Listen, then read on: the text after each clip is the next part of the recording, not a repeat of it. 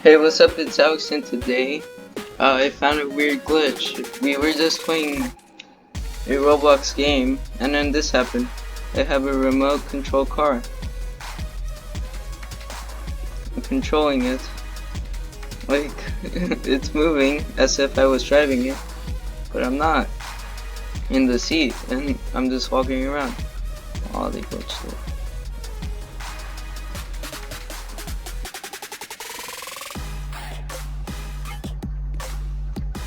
Look, it's turning. Oh, now it got stuck. If I go to some place, it turns. Oh, why is it stuck?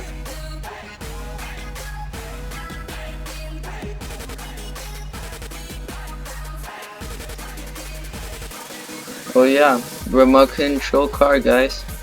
Look, you can also see the steering wheel moving. Bye guys.